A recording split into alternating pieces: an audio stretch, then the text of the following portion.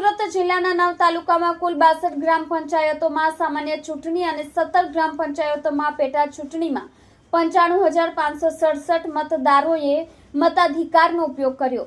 સુરત જિલ્લામાં અંદાજિત 77.37% મતદાન અને 131 મતદાન મથકોમાં જિલ્લામાં શાંતિપૂર્ણ માહોલમાં બેલેટ પેપરથી મતદાન સંપન્ન થયું। સુરત જિલ્લાના 9 તાલુકામાં કુલ 62 ગ્રામ પંચાયતોમાં સામાન્ય ચૂંટણી અને 17 ગ્રામ પંચાયતોમાં પેટા ચૂંટણીમાં 95,567 મતદારોએ મતાધિકારનો ઉપયોગ કરી લોકશાહીની ફરજ નિભાવી હતી। સુરત જિલ્લામાં ગ્રામ પંચાયત ચૂંટણી 2025માં અંદાજિત 77.37% મતદાન નોંધાયું છે।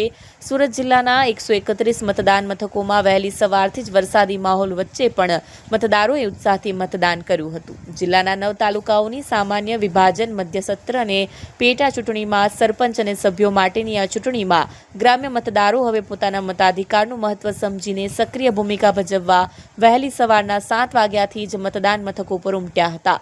સુરત જિલ્લાના 9 તાલુકામાં સામાન્ય ચૂંટણી માટે કુલ 1,23,652 મતદારો, જેમાં 60,946 પુરુષ અને 62,706 સ્ત્રી મતદારો નોંધાયા હતા।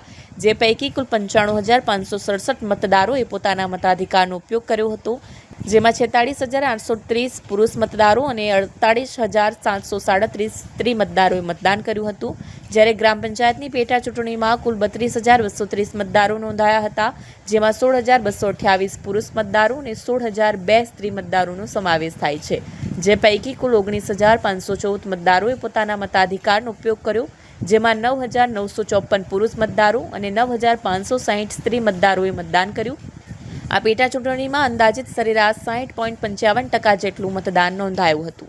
જિલ્લા ચૂંટણી અધિકારી ડોક્ટર સૌરભ પારગીના માર્ગદર્શનમાં 30 ચૂંટણી અધિકારીઓ, 30 મદદનીશ ચૂંટણી અધિકારીઓ, 792થી વધુ પોલિંગ સ્ટાફ અને 266થી વધુ પોલીસ સ્ટાફે ફરજ નિભાવી હતી। જિલ્લા ચૂંટણી અધિકારી અને વહીવટીતંત્ર દ્વારા લોકો ચૂંટણીના પર્વમાં વધુમાં વધુ ભાગ લે તેવા સઘન પ્રયાસો કરાયા હતા। ચુસ્ત પોલીસ બંદોબસ્ત સાથે શાંતિપૂર્ણ માહોલમાં બેલેટ પેપરથી મતદાન પ્રક્રિયા પૂર્ણ થઈ હતી। કેમેરામેન હકીમ શેખ સાથે વસીમ હાસમીનો રિપોર્ટ, આઝાદ ન્યૂઝ, સુરત।